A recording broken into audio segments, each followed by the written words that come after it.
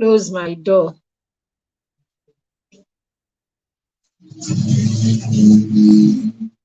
All right, I am live. Good afternoon, everyone. Welcome to Skill Up, the Skill Up Show. I am live. How are you doing today? All right, how are you doing this beautiful Monday afternoon? All right, welcome to the Skill Up Show, that show where we talk about how we can empower our children. Are you a parent of a preteen, a parent of a young child, a toddler, a preteen? Then you are in the right place. But I also like to add that even if you're a parent of a teenager, you're also in the right place because, hey, knowledge is power, and there is always something. There's always something to learn in a conversation, especially when we are talking about parenting. Because even if you are parents of a teenager, there just might be that one thing, one thing here that the child has missed or that you have missed along the line. And then this gives you an opportunity to go back and nip it in the bud. My name is Mary Beth Chima. I am the founder of the Parenting Through Mentorship Academy and PTM Resources. And today we're talking about how you can raise a child that excels academically. I know we like this one. All right, so I know we like this one. We like to talk about how our children excel in school. A lot of parents are so concerned about the academic excellence of their children, which on its own is nothing wrong at all. Okay, our children, we should have that as one of our goals, that we're able to raise children who do well academically. But then again, if that is your focus, then that's where I have a challenge. I always say this to the parents that I work with, or the parents that I encounter, or with the children, or to the children that I work with in the mastermind circle or in any other area. If your goal is, or your only goal is to excel in your academic, then that's too small a goal. Yes, that goal is too small. I'd like to hear a goal like, I want to excel in every area of my life, right? So we like to hear goals like, okay, excellence is a goal for me. All right, so we like to see, we want parents to be more focused on things like, oh, I want to raise children who are excellent in their spirit. I want to raise children who are excellent in everything that they do. I want to raise children who have excellence as a core value. Now, when you have this, you will realize that this excellence will prefer, or it will trickle down to everything. So when we say academic goal is not where, when we say academic excellence is not enough, or not, when we talk about it, sometimes parents think we're trying to say, oh, we shouldn't focus on academics, we should focus on other things. No, that's not what we're saying. We're saying there's much more. Academics, your academic goal is just a drop in the ocean of possibilities, okay, or in the oceans of the things that your children, in the ocean of the things that your children can excel at. So why do you want to limit them to just academic excellence? Because what we see over and over again is parents focusing on their children doing well academically, so that academic excellence becomes the goal. And so every effort that they make, everything that they do is focused on this goal. And this is where we begin to frown. When all the effort that you are making as a parent, all the efforts that you are making as a parent is geared towards this one thing. Okay, so you see parents who, after they finish paying school fees, and buying the needs for school, it's that season, right? The kids are going to be going back to school very soon. So it's the back to school season. Now, what you get during back to school season is you see parents who have provided all that the children need in school for the school term, okay, uniforms, everything in place and all of that. So the next thing we're making arrangements for is school fees. The moment we're done with school fees, okay, I hope I'm in the group. All right, the moment we're done with school fees, we've paid for the school fees, we've made sure that, they have all the uniforms and all the paraphernalia that they need in school, okay, and all of that. You realize some parents just, practically just go the other way. Like, yeah, I've done my parts, I'm done here. Okay, so yes, the school, I paid. We've heard parents argue, why do I have to do more when I have paid for the school to do. I mean, why am I paying all that money? Why am I going to come here and be doing anything else when I pay so much money to the school? We begin to frown. We don't laugh.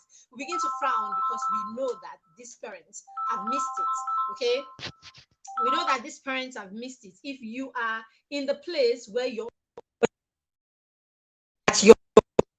commit, I mean, your only the most important thing is that your children excel academically. So yes, we want children who excel in their academics, but we know that that's just a drop in the ocean of success, okay, that our children can attain. So now, how do we ensure, how do we support our children to excel, okay, even in their academics, because it is important, okay, and because for some of us it is that big. But I am here today to tell you that as big as it is really small, because there are other ways that your children can excel and they can do wonderfully well at these things, okay, generally. All right, so scientists have agreed over the years, right? Over the years, scientists have agreed that it takes, I mean, the human brain actually develops in predictable ways, right? So when children are born, it is said that the way the child's brain develops is actually predictable, and most of it is dependent on their environment. So the child is incredibly responsive, or the brain is incredibly responsive to the environment where that child is growing. We talk about environment every time, because we understand what the environments you are raising. Sorry, I hope Facebook, we are good here. All right, sorry, I'm streaming both on YouTube and on Facebook. I just need to be sure that we are good on Facebook. If you are with me, please don't just stay in the background. Please say something in the comments so that we know that we have company. All right. Also, if you are watching on YouTube, it's a good time to subscribe to our YouTube channel. Why don't you go ahead and just subscribe to the YouTube channel, so that you get notifications every time we go live. And then if you are on Facebook, why don't you go ahead and tag a friend right now? Let's see if I can tag one or two people. Okay, are we on the Facebook group? If we are, why can't I see? Okay, so let's go ahead and tag a friend who needs to be here today so that they can be a part of what we are talking about here today. All right, awesome, awesome, awesome. If you are with me. All right, so the human brain is responsive to the environment. So the environment where you're raising your child is very, very key. And as a parent, if you can understand this, then you are on your way to helping your child excel academically and in many areas. Studies have shown that children will learn better when they are in environments that allow them to thrive. Okay. And it has also shown that this environment is dependent on the relationships with the people who are their caregivers. In this case, their parents being their primary caregivers, right? So the first caregivers that your children will have are you, the parents, isn't it? You are their primary caregiver at the time where they are born, because hey, we have agreed over and over. If you've been following me, we've agreed over and over again that the child comes tabula rasa. Okay, the child comes ready to plug in and learn from their environment. So the first caregivers that they will have are you, the parents, in that environment. And we say the child's brain is responsive to the environment. The child is born ready, hardwired to learn. And that learning is going to begin in the environment where the child finds itself. Studies has also shown that the first 2 years of the child's life happens to be some of the most crucial times in their lives. So most of their brain development happens during this phase of their lives, right? Most of their brain development happens, and the child is really, really at that stage where the brain is absorbent and is soaking up everything in their environment. The child's brain is soaking up everything sensory in its environment. It is soaking in everything, stimulating everything intellectual in their environment at that point. And we understand that at this point, the child is ready to learn. The child is learning actively and in the most natural way at this stage. Now, this happens to be the stage where you can also now put a blackboard or a whiteboard in front of the child and begin to teach the child concepts. Or is it possible? All right. Can you teach your 2-year-old? Put your 1 year, your 2-year-old. You can put a board at this point and begin to teach them all that they need to know. You can't do that. Even if you did that, the child won't understand it, isn't it? The child will understand it if you bring one massive blackboard and you begin to teach them 1 plus 1, 5 plus 5, 10 plus 5, physics and chemistry. The child does not have the ability to understand. Meanwhile, we have just told you that at this stage is when the most rapid brain development is happening for your child. This is the point where your child is learning in the most natural state. Okay, the child is learning in the most natural way at this stage of their life. This stage of their life is very crucial, and a lot of learning is happening in the life of the child at this stage of their life. Yet, this stage is the stage where you can't put a blackboard or a whiteboard and you can't teach them physics and chemistry, and yet a lot is happening. What does that tell you? It tells you that the foundation for learning is actually more important, or the foundation for learning is actually developed during this stage of the child's life. So it is not in the big numbers, it is not in the theories, it is not in the concept really that learning is maximized. No, it is not. It means that there is much more that goes on for learning to happen in children than all of those concepts and all of those big numbers and all of those definitions and all of these things that a lot of us like to focus on. So children are hardwired to learn, and most of that learning, most of the neural connections that are needed for learning to happen, for the child to become a lifelong learner, is actually achieved in the first 2 years of their lives. And of course, we've heard different accounts from psychologists and people, scientists that have researched and all of that. And they said, apart from this first 2 years of their lives, there is also the window period for a lot of learning, a lot of learning of skills and concepts, okay, and special brain development that happens in the first 6 years of your children's life. So let's say from 0 to 6, a very, very crucial time where learning is concerned in the life of your child.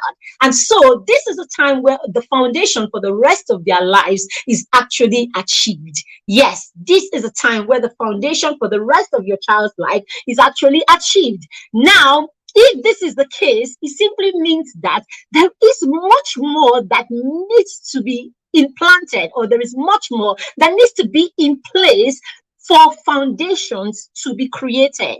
And so the rest of the learning that your children will do afterwards would have to be built on these foundations. So when we find children struggling at age 8 and 10, 12 and 15, the truth is, it is not what happened in the last 1 year or 2 years that is the issue. It is what did not happen in the first 2 years and perhaps the first 6 years of their lives. So if you're a toddler parent, I'm always excited about toddler parents, right? So when I meet parents who are raising children, or parents who have not had children yet, or young people who have not started having children, I am excited to, to have conversations with them. I'm excited when they are interested in learning, because I believe that these are the ones that are prepared for parenting. Really, the truth is, we should all go to parenting schools. There should be something like that where you shouldn't be allowed to get married. You know, the way we go for marriage counseling and marriage classes, I think parents should be put, or people should be sent by their churches and their mosque and wherever they are joined in marriage. Okay, the court and everything should send people to go to parenting school first before they come in and get married, especially if they hope to have children. Because really, for parents who are learning at this point and they have all of this information, these parents have the tendency, or they have the opportunity to raise better children. I hope we know that the society is an extension of the family. So all that we look around, we see around us, all that we're complaining about in our society today, the society not working, the society being this kind of way or that kind of way, and all of that, all of it is a direct reflection of what the family system is. So if our society is suffering this amount of decay, it's because the family system has not gotten it right over the years. And that's why I keep saying, I think that I sincerely believe that. Okay, the government, the churches, the establishments should, those who are in charge of this, or the whole marriage institution and all of that, who actually, we go to courts when we're going to get married, right? We go to churches and all of that. I think it should be a criteria, right, for parents to get married, that we go and do some of this training so that we understand what it takes to really, really, really raise children. Okay, so when children start learning from their environment, okay, their minds, as I said, is absorbing everything in that environment. So there are neural connections that are happening at this stage. Neural pathways are being formed, and those pathways will form networks. So they will form networks, and this connection is how children build foundational skills for learning. This is how they build the foundation that they need for every kind of learning that happens in their life. This is why educators like Charlotte Mason actually believes that education is discipline. Okay, she believes that education is discipline. If you're able to discipline the child and you're able to build habits, okay, you build habits and you discipline the child, you're building character, then you are educating the child. Because hey, let's look at it, let's bring it down to like layman terms, or what we can understand as lay people. Okay, so think about it this way: a child is born, and then the child is, at that point, you can't teach them Pythagoras theory, you can't teach them almighty formula, you can teach them a noun, and you can't teach them all of those things. You can't put a whiteboard in front of them, but you can build habits, isn't it? You can build habits, and then you can teach them. You can build habits, and you can actually discipline. You can teach them discipline. What is discipline? Discipline is actually modeling to your child.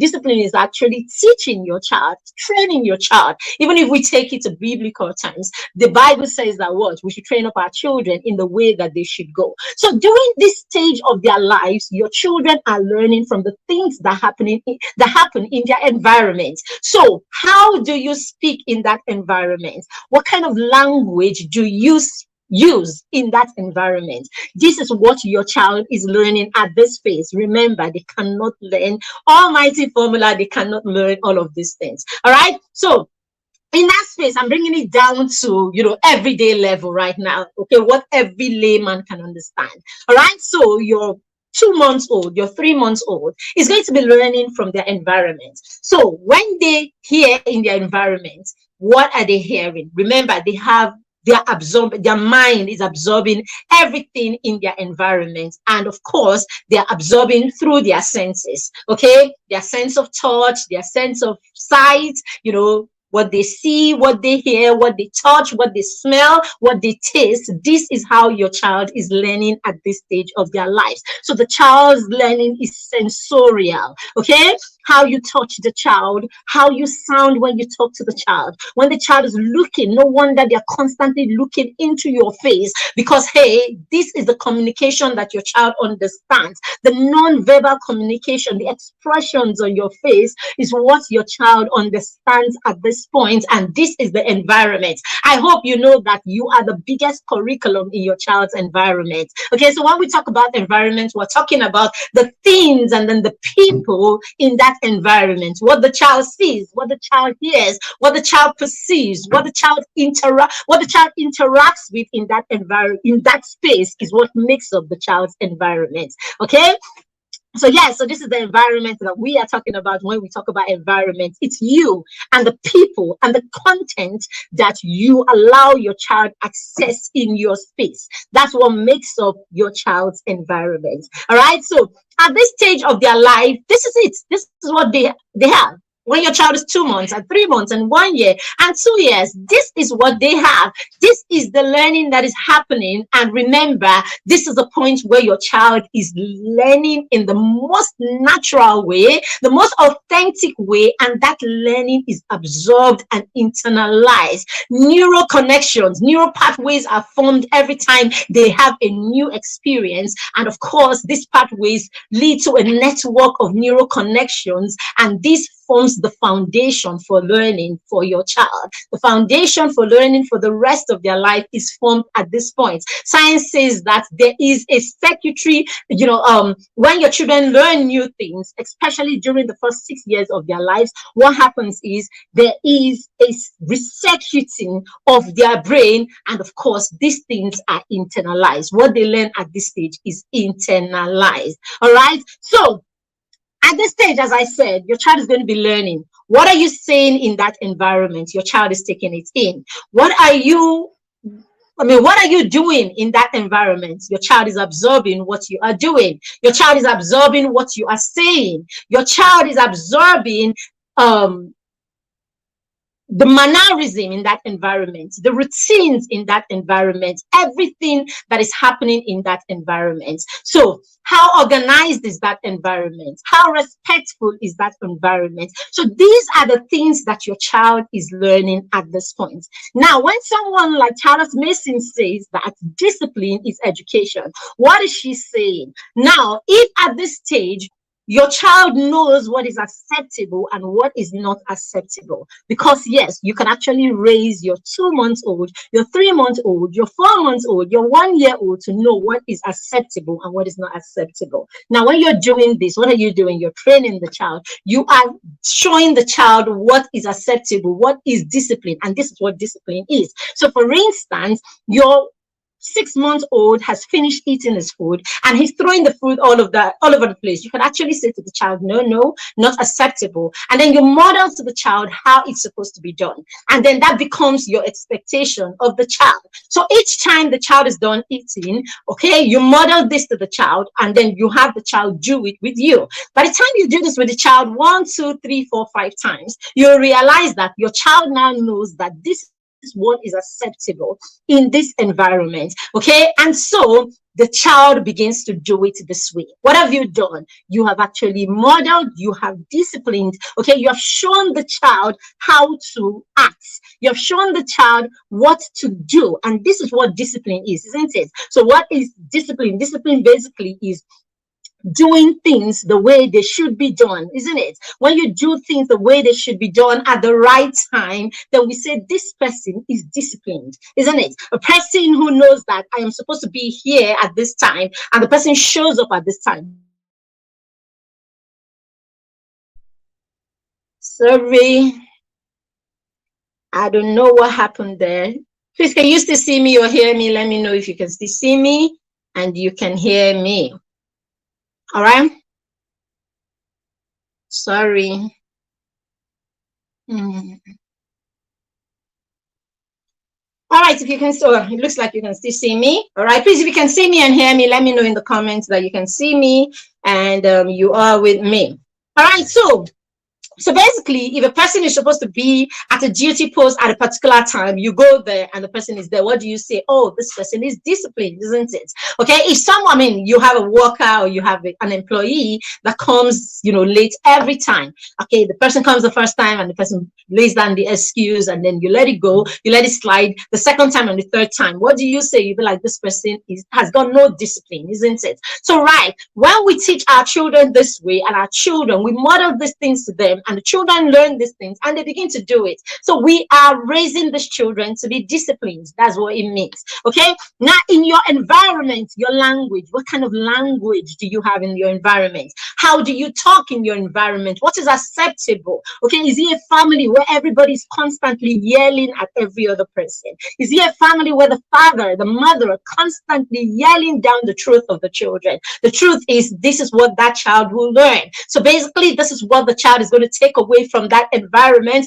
and this is what becomes normal for that child in that environment. But then again, people will say, what is wrong with yelling or all of that? And I say to them every time, okay, good. If you were to work, okay, let's say you were to work in an office with a president, right? You were to work in an office with a president. Would you be right there yelling all the time? You probably will not do that. You probably don't do that in your establishments where you work. You probably don't do that to your employers. You don't do that to your employees. So if you don't do that, then shows that it shows you that it's actually not good behavior, isn't it? It's actually not good behavior. And so if you can be emotionally tamed in the place where you work, if you can be emotionally tamed with your clients, then you should bring that customer service back to your home. After all, your home is where you have the people that you love the most. Your home is where you have the people that should have the best of you. Okay, so if you go out to strangers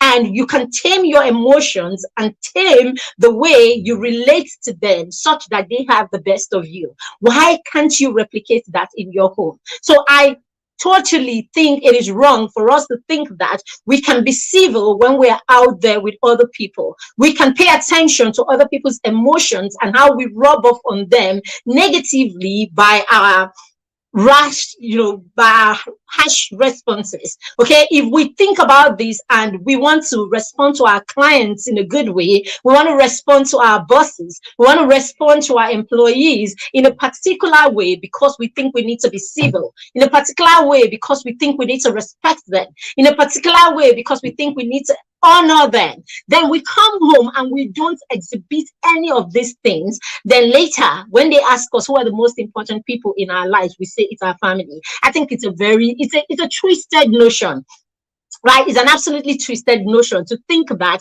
we can deal dirty with the people that we love and we can be conscious of the emotions and the feelings of the people who are outside. Then it means that we should stop and start looking at our values and the things that matter to us the most, isn't it? All right. So yes, so by the time you are demonstrating to your children how to stay in control of your emotions in your home, what are you doing? You are actually modeling in that environment how your children should stay in control of their emotions when they are going through, emotional challenges and all of that. So basically, you are modeling and your children are learning. And when your children begin to apply this, what is it? It's called discipline. So all of these habits and all of these things that you are putting in place in your home, right from when your children are young, is how you are helping your children build the right habits that will help them navigate the world effectively. Remember, as a parent, one of your most important goals should be helping your children become people who can navigate the world on their own with or without you. Okay, so it is your responsibility to raise your children with the right habits, with the right discipline, to raise them and equip them with the skills that they need to navigate the world effectively. Now, we are still talking about how you can help your children excel, okay, even in their academics. And if you notice, I've not said a single thing about what you can do with their books. Why? Because we understand that when the habits is right, when our children have the right habits, when our children have the right discipline, every other thing will fall in place. When our children have this right, when right from home, we have introduced the right skills to our children and we've been able to calmly help our children learn these things, then we are setting our children up already for our children to excel, not just in their academics, but in every area of their life. Okay, so MRI scan shows that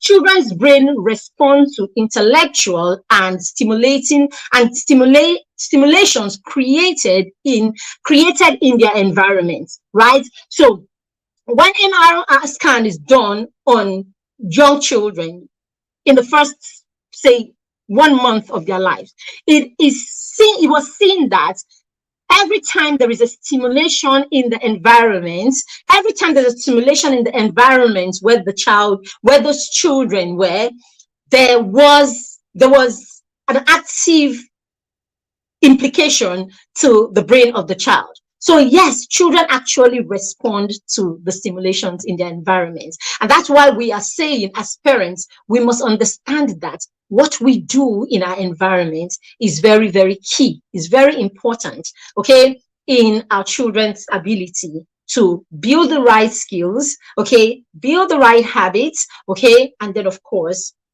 respond to intellectual and every other kind of needs in their environment. So yes, by the time you have improved on your environment right from home, you realize that when your children go to their school environment or wherever else they need to respond to what they are being taught, you will realize that the discipline that they have will help them stay on track, will keep them focused. And of course, when our children are focused, learning would happen. When our children are focus on the things that are important, we'll realize that these children will learn automatically. All right. So that's a background. So now let's go straight into five things that I'm going to be sharing with you today on how you can help your children excel in school. I have said a lot about the environment, the environment, the environment. So number one thing you need to pay attention to if you really would like your child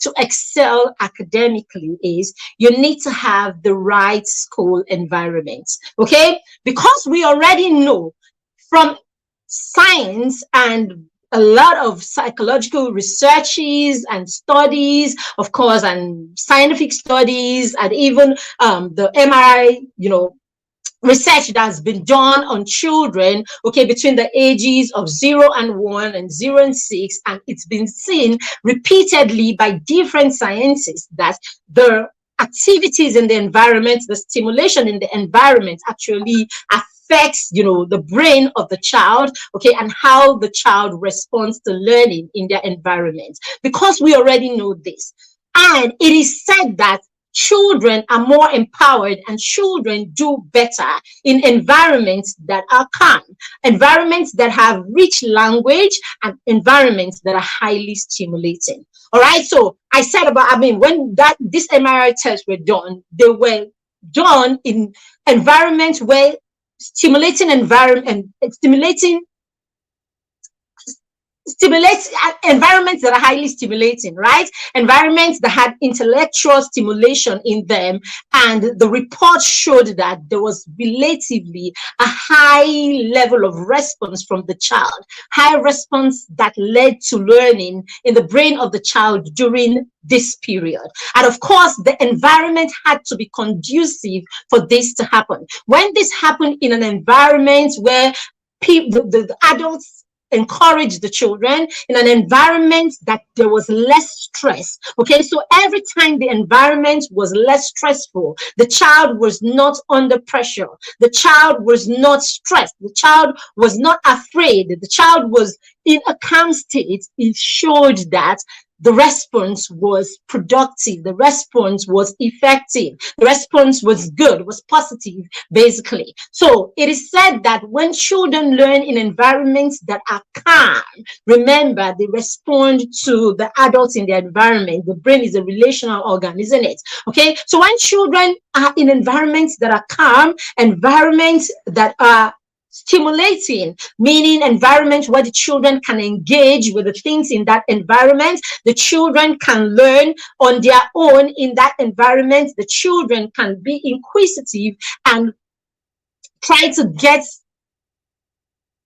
knowledge on their own. When children are able to create solutions, okay, or your children are able to solve problems. All right. So in an environment where the child is curious because of the resources in that environment, the child is able to, feed their curiosity by trying to solve the problems in their environment. We said this kind of environment is stimulating because it invites the child to learn. This kind of environment makes the child curious and helps the child to learn to do things on their own. So this kind of stimulating environment is good for a child. So if a child finds himself in an environment that allows them to create, an environment that allows them to solve problems, an environment that allows them to serve their curiosity, an environment that allows them to explore. When the child finds himself in this kind of environment, and the environment is also calm and, in that environment, there is affirmation. So for every effort that the child makes, the people in the environment are there to affirm them and to encourage them. Oh, awesome, you did that.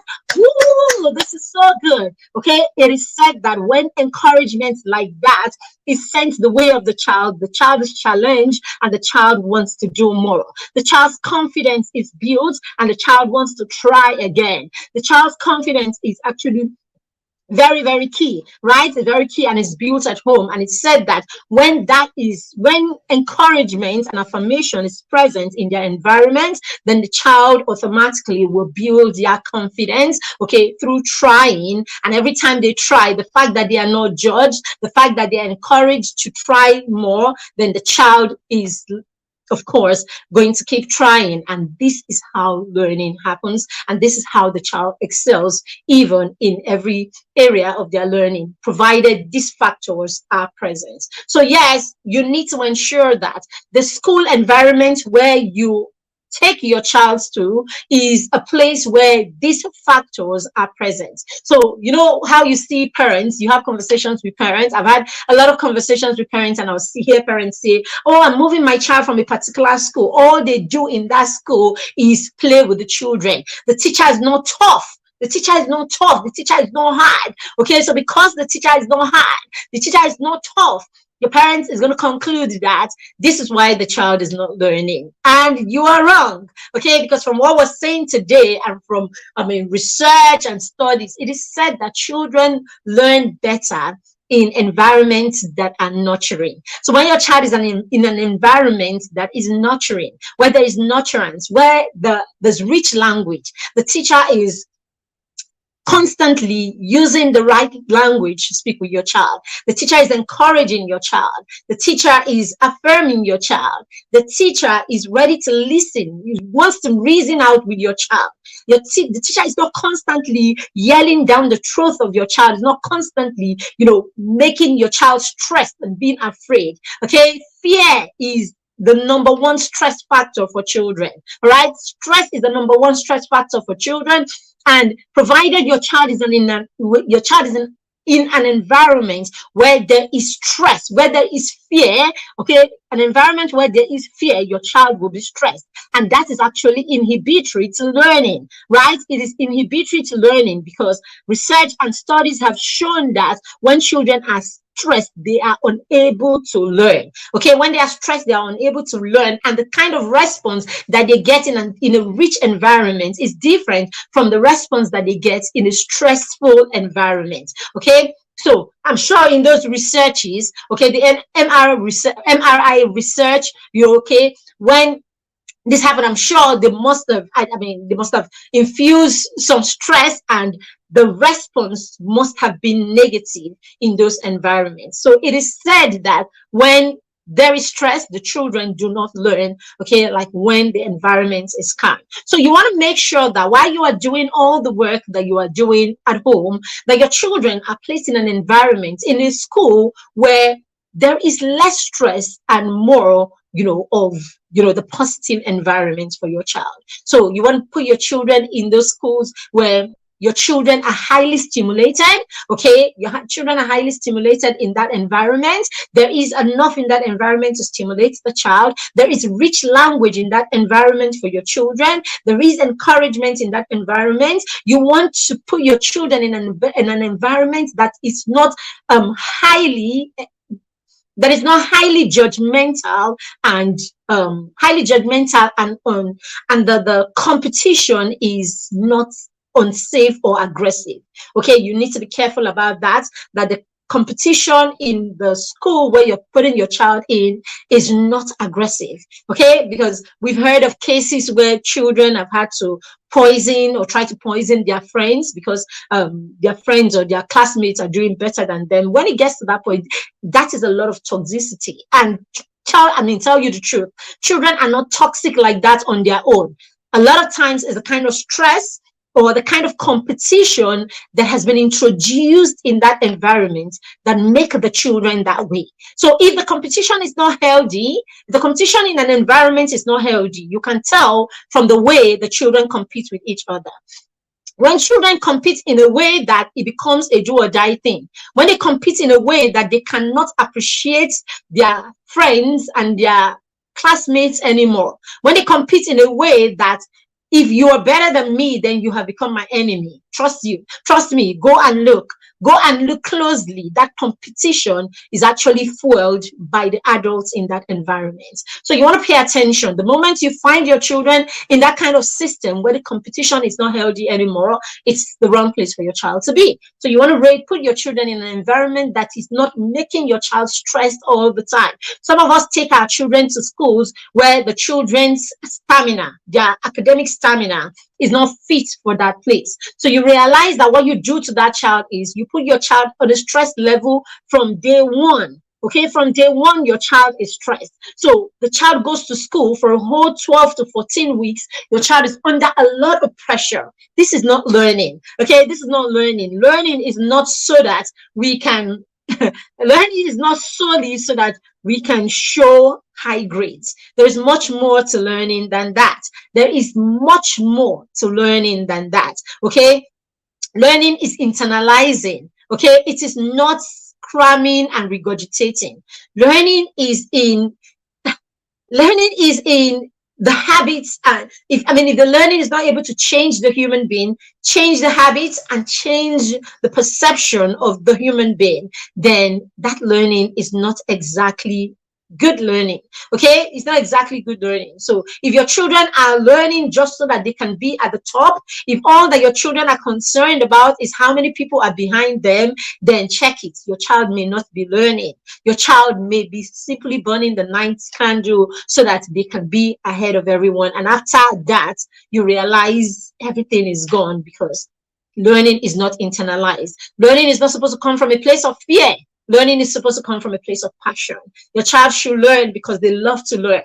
Your child should learn because they want to know more. Your child should learn because they want to conquer, they want to know more and they want knowledge. Your children should not learn because they shouldn't learn because they need to be at the top. They shouldn't learn because they need to be in a particular place. Okay, there are so many ways for children to be successful that does not necessarily have to be by them being the top in their class, where the grades are concerned.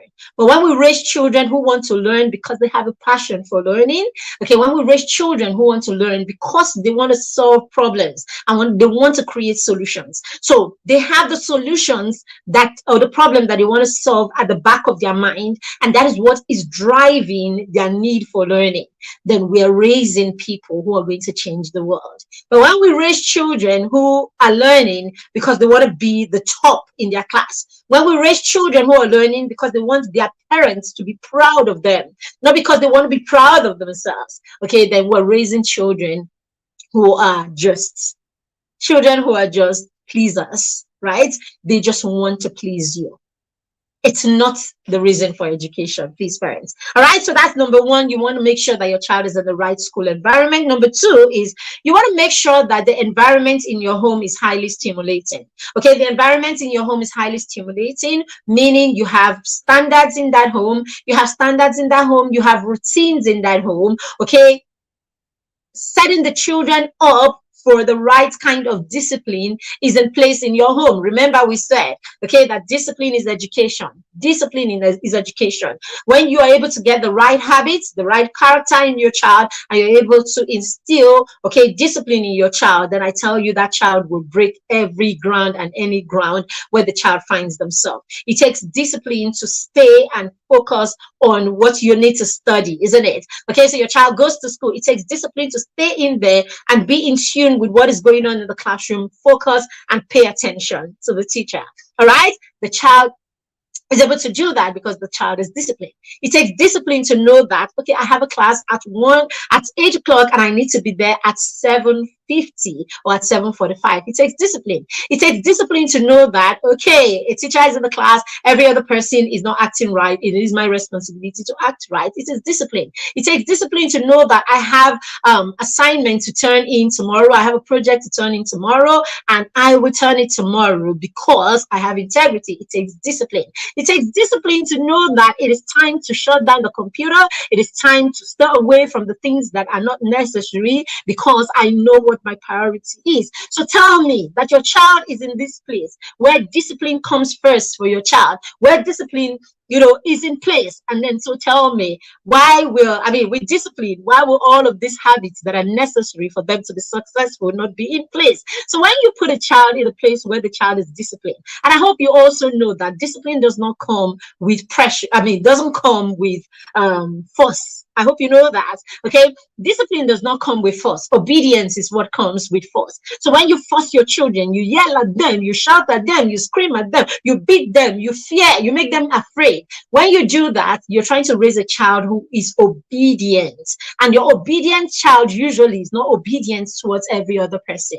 Okay, the obedient child is usually that way towards the person that actually ignites that fear, the person that actually, the person that is able to ignite that fear in the child. So what happens, or the fear, or the biggest challenge of raising children this way, is that when you, that person who is the authority, who stands as the one that can exude this kind, the one that can command this kind of obedience from the child, when you are not there, it means that the child can drop everything. All right. So that's the challenge with raising children who are obedient. It means that they do not think for themselves. It means that they do not do the things that they do because they understand the why behind it. They do it because they want to please you. They do it because they are afraid of you. They do it because they want to make you proud. Parents, plus, please stop raising your children to be proud, to make you proud. It is not their job to make you proud. Okay? They will make you proud, okay, by the things that they do to make themselves proud.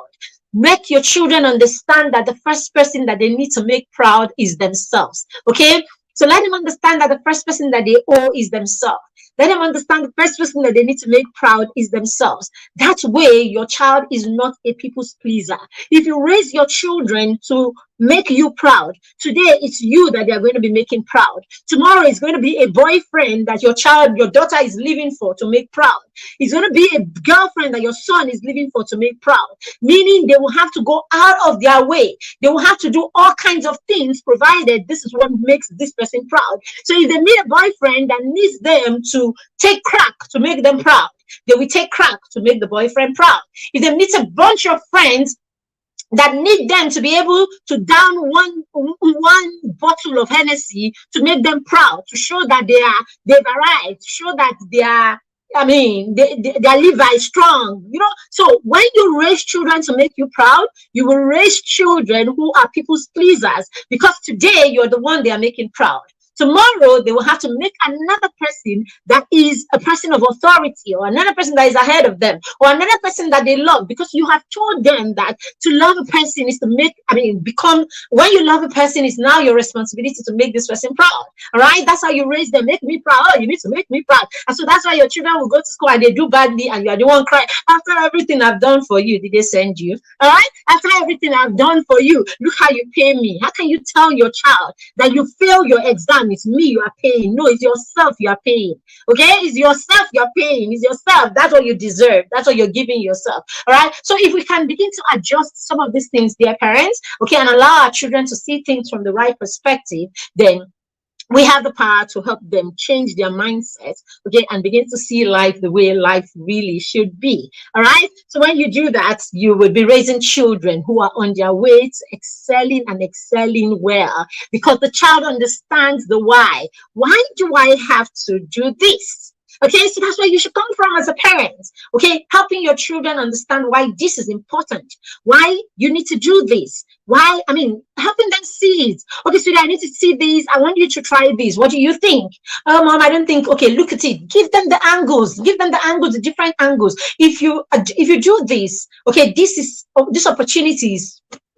You make this opportunity present. You make this up. You get other options. Give them all the options and give them all the reasons why you think that this is. And then after that, step back and allow them decide to go with it or not with it. But hey, what have you done? You have helped them and you've pointed them to all the reason, you will realize that a lot of the times when you start early to talk to your children this way, when you start early to show your children respect this way, when you start early to tell them that their opinions matter, and you guide them in the way that they should think, you guide them in a way that they should reason, I promise you, by the time your children are preteens and teenagers, you will be having conversations rather than shouting, screaming, and trying to exert some authority. I promise you, if you have to remind your child every time that you are their father or you are their mother, it is you that is doubting your authority in their lives. Yes, it is you that is doubting it. If you every time I'm your father, I said and everything, you are the one that needs to hear it. Because really, if your child at 18 doesn't know that you are his father, you are her mother, and they need to obey, or they need to honor you and obey you, then there's a problem already. Okay, so this is it. If we learn to start having conversations like this in calm environments, environments, peaceful environments, then we will be raising children who understand the why behind the things that they do, and then children who honor us and are pleased to have our contributions in their lives. But a lot of times what happens is we're not even present, okay, in their lives to even be these people. So we are constantly just doling out instructions and commands, and then pay school fees and pay this, and then we walk away. So we don't have that connection. We don't have that relationship. Number 3, you want to ensure that your children have the right associations. Yes, and I'm still talking about how you can help your children excel academically. Yes, good. So to help your child excel, you need to ensure that your children belong to the right tribes. They belong to the right circle. Yes, you owe it to your children to teach them how to form the right tribes and how to connect with the right circle. You owe it to your children to put them in environments where they can thrive. This is how you help your children to have academic success. Yes. All right. So as a parent, okay, the other day I was having a conversation with my 13-year-old, and we were talking about friendship. Okay, so I asked him, who are your friends? He named a number of them, papa, papa, papa, and all of that. I'm like, okay, so let's analyze this friendship. I started with the first one. Okay, we talked about the first one. We talked about the values that they share. We talked about what they know of each other. We talked about a couple of things and all of that. When I was done, he was like, okay, I guess he's not really my friend. Okay, so when children are young, okay, they tend to put everyone in the same basket, or in the same position, and they call everybody their friend. Okay, it is our responsibility as our children grow older. I hope you even know that the window period for building relationships is between 4. Okay, it's from age 4. By the time your child is age 4, your child is actually in that space where they can begin to build, relationships. And by the way, you need to let your children know that every relationship is built. Every relationship, even the relationship with your siblings, is actually built. There is no relationship that is automatic.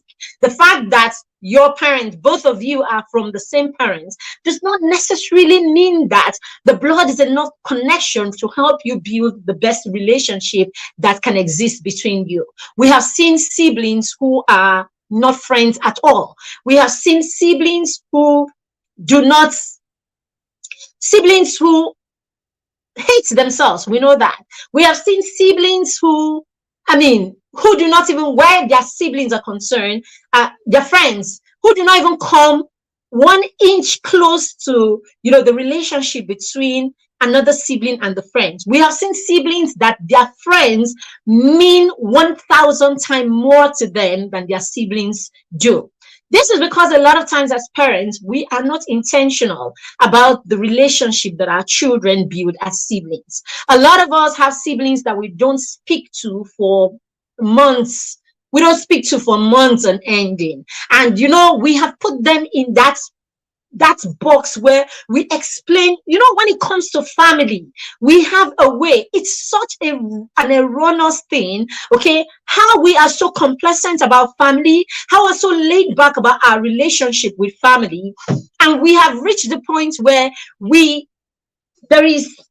what's that one stupid entitlement like that, that feels like you don't owe your family anything. Everything is okay because we are blood.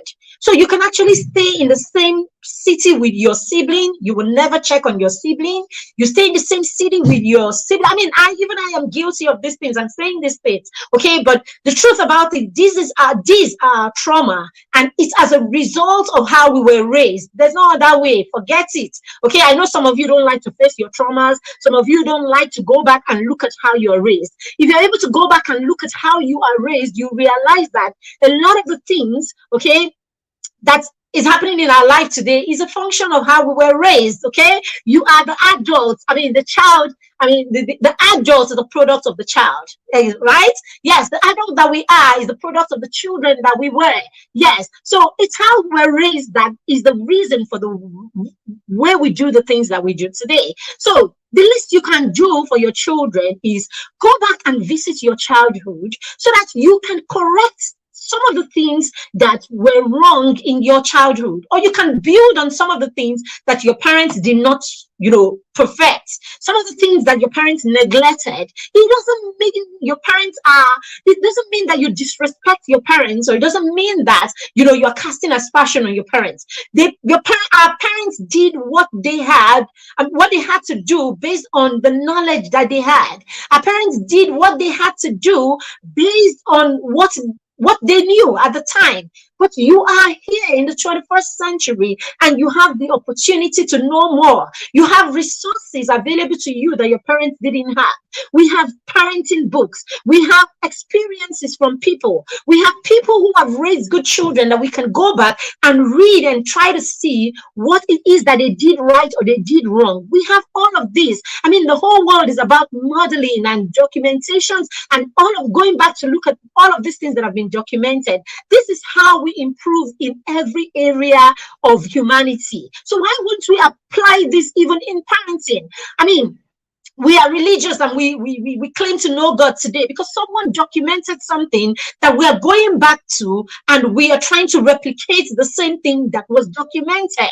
That is why we say we know God today, because we have the holy books to go back to. We do that in our different fields. As a medical doctor, you go back to works that other people have done and how they've built on it. We do that with our businesses. You are a business person, you go back to models that other business people have created, what they've used. We're using it. Why do we, when it comes to parenting, why are we opposed to going back to look at work that have been done and build on it? It is entitlement, and it is simply our trauma that is too big for us, to go back and heal from. That's what stays in the way of us refusing to become better people as parents. So if you can do this single thing for your child, for your children, go back and look at the things, in your parenting or in your childhood, and then use that to create a plan or to adjust some of the things that you do with your children. I promise you, you will raise children who are better than you.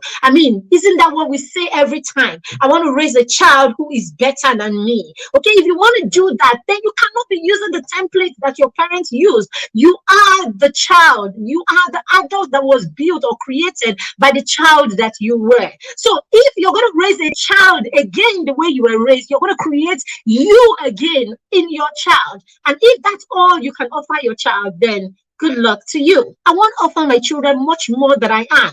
That's why I'm going to heal from my trauma so that I can I can do better with them. All right. So the next thing you want to do is the association. I talked about that. So teach your children how to choose their friends. Your values come in first here when your children are choosing their friends. They don't have a business with people who do not align with them where their values are concerned. You cannot be with friends who think it is okay to hit someone on the road and drive away, and you think it's not okay. And the friend is telling you, just go, let them not catch you. No, you are going to, if you are humane, then you're going to be around people who think that way, like you, unapologetically. So allow your children We all have our kinds, and our kinds are out there. Let your children align with people who are like them. The relationships are easier. The relationships are better improved or managed or better, built on when you share the same values and you share the same beliefs. I'm not saying you must have the same personality. At least come from a point where you share certain basic things, principles, certain principles, values. You have them the same. All right. And that way you can build on the relationship and rub off on each other and become better. Say to your child today, if you do not have anything to offer in a relationship, then you shouldn't be in that relationship. So relationships are places where we should be, where we can touch the lives of our friends and our friends can touch our lives. So raise your children that way so that they can have friends that they can say, can we, after playing their games or before playing their games, they can actually say, oh, I have a problem with this. Can we study together? Can we create time to study? And all of that. These are the kind of association. Okay, you want to put them in circles like the mastermind circle. So the mastermind circle is a peer mentorship and accountability group we run, okay, in the academy, where we have children of like minds, masterminds. You should see what we're doing with these children. It's such an amazing place to be. These children are sharing ideas every day, rubbing off on each other. Some of them come in and they are not spiritually sound just because of other people. The system is structured in a way that the children are able to inspire each other and the children are able to offer peer mentorship to one another. This is the kind of robust system that we run in the mastermind. And this is what you need if you're going to raise your child who excel, children who excel. In the mastermind, we have children who are straight A's children, and we have children who come in and they were not like that. Just being in the mastermind, we have testimonials, how they've moved from children who had ABCs to children who are doing straight A's right now, just because of how they've been influenced in that circle. The next one is you want to introduce your children to mentorship. Okay, we already said encouragement, okay, in their environment is very key. The content in your environment is very key. So that's why you need collaborators. You need mentors, people who have the same vision with you, or people who can align, whose vision can align with your vision. So it simply means that your children are constantly having in their face and in their life visionaries. So you are a visionary on your own, and then you can align them with people who are positively involved in their lives. And the thing about mentorship is, all the emotions that come to play in your relationship with your child, okay, doesn't happen with the mentor, because the mentor remains objective at all times. So there are times where you fall out with your children because, hey, you are disappointed and all of that, no matter how you have trained yourself, no matter how emotionally intelligent you are. There is that parenting factor coming in at one point or the other in your relationship with your children. But the mentor is a constant, because yes, the mentor doesn't share that relationship, okay, with your child, that one that you share as a mother or a father. The mentor can be everything to the child, but doesn't share that relationship with them. So at the point where you are not being objective, at least they have someone that they can turn to that is objective. And I hope at some point your children will not talk to you. There's a point where their circle of influence will change, and you may not be able to influence your children as much as someone, their friends or another adult that they trust. So you want to tactically, you want to tactically position certain adults in their lives that they can turn to when they are not turning to you. Very, very key, the place of mentorship. All right, the last one I'm going to share with you is helping your children build a love for learning, helping your children become lifelong learners. When you have a child who enjoys learning because learning is a passion, then you can go to sleep. Your child would naturally be a high flyer even without 1,000 hours of lesson. I say it over and over again. You see, all of this lesson teacher A, lesson teacher B, you take them to this lesson, you take them to that lesson. It shows the level of confidence that you have in your child. If you have confidence in your child, then you know that you don't need them being in some place for 8 hours with their teachers, and then come home and be at home with another 5 hours. It simply means that you don't trust that as a human being, this person is capable of using their innate capacity to achieve anything for themselves. So basically, it's like wearing them pampers all their lives. Yes, that's what it is. It's like wrapping your children with pampers all their lives. That's why you cannot, after you have paid 1 million naira as school fees for 3 months, you still feel that after paying 1 million naira, you don't think that you should place a demand on the child to go to school and pay attention, and then, be passionate enough to want to do well on their own. So because after paying your 1 million, 2 million, 3 million, that this person is not trustworthy. After I don't pay 3 million, I cannot even trust that you can use your head.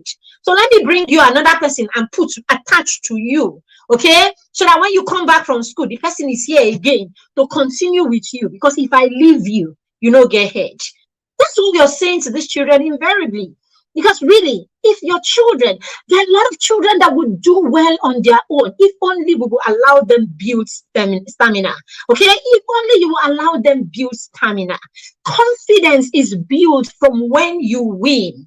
Okay, you sit down there and you affirm your children and tell you are brilliant, you're a champion. A champion, nobody wins a medal without winning. Champions are not made with our words. It's not words that make your children champions. Your children will become champions when they truly win. Now, when they win with people practically holding their hands and running with them to the finish line, they will take that trophy. But there's something within them that is not built. There's something within them that tells them you did not win on your own. Now, there is the place of allowing your child truly win on their own. That is what gives you that confidence that tells you, I can do.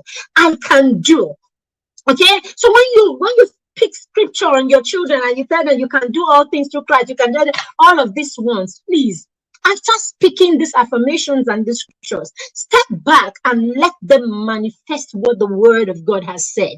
You can't say to your child, you can do all things through Christ who strengthens you. You say to your child, you have the Spirit, you shall be taught of the Lord. You say to them all of these things, and then from 8 till 5 o'clock, to 4 o'clock or 3 o'clock, you have people instructing them. They come home, they have a bath, they eat a meal, and then you have people again instructing them from 4 o'clock or 5 o'clock up till 7 o'clock or 8 o'clock that they eat again, have a bath, and go to sleep. So at what point are they going to build stamina?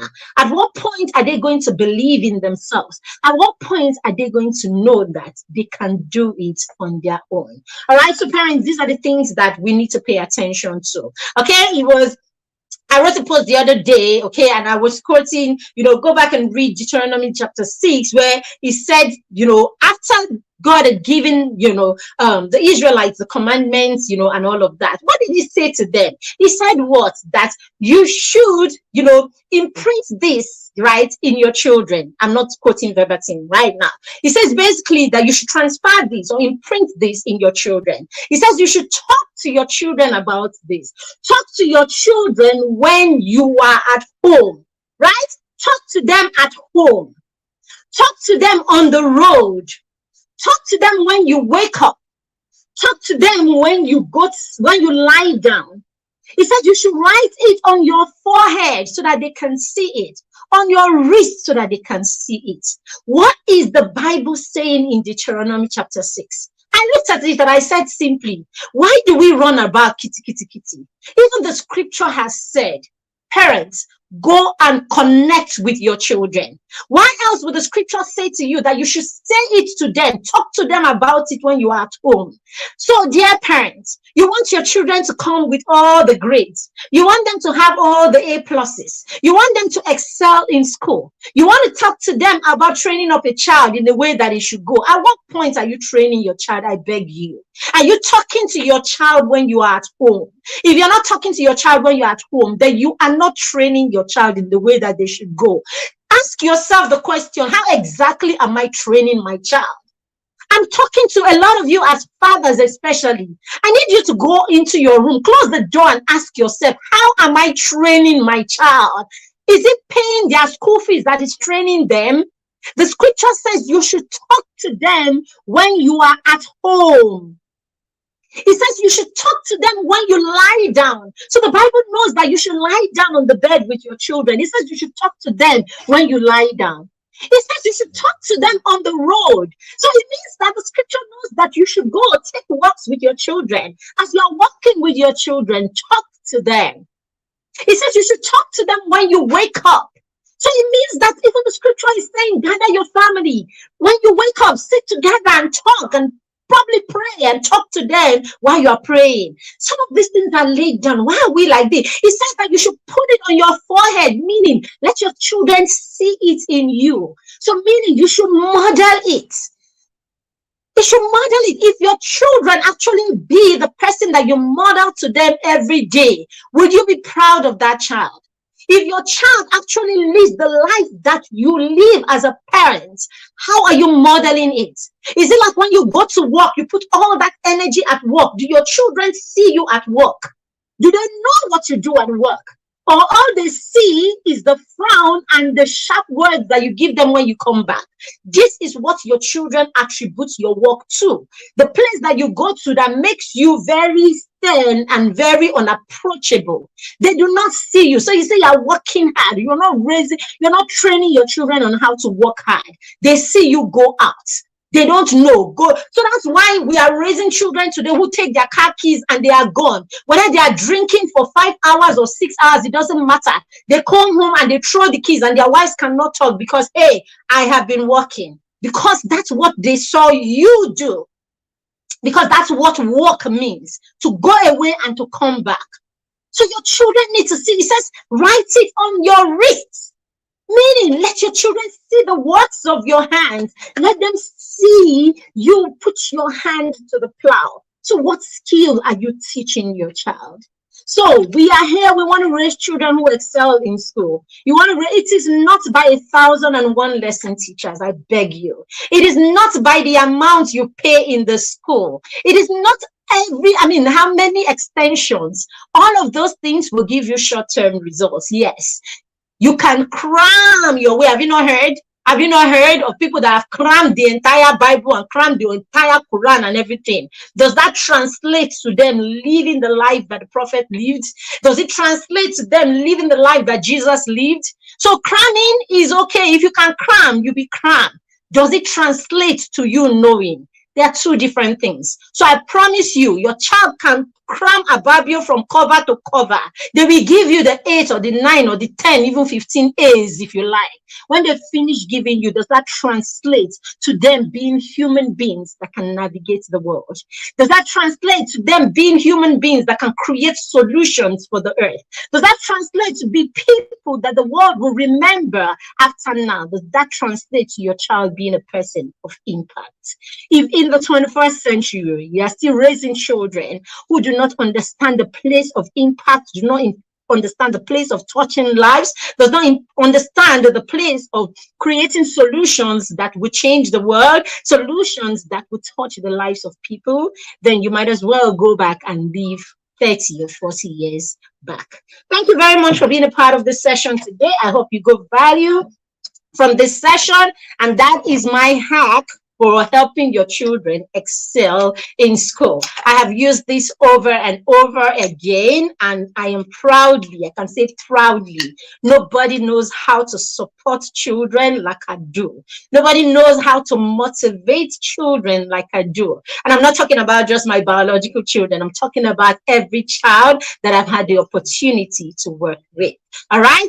So let me invite you to our upcoming workshop where we'll be working to help children, parents learn how to raise children who excel in school and beyond. That workshop is just 399, 3,900 naira. You can pay and be a part of that workshop. And I promise you, at the end of that workshop, you will be a confident support system for your child. You will raise children who excel like a guru.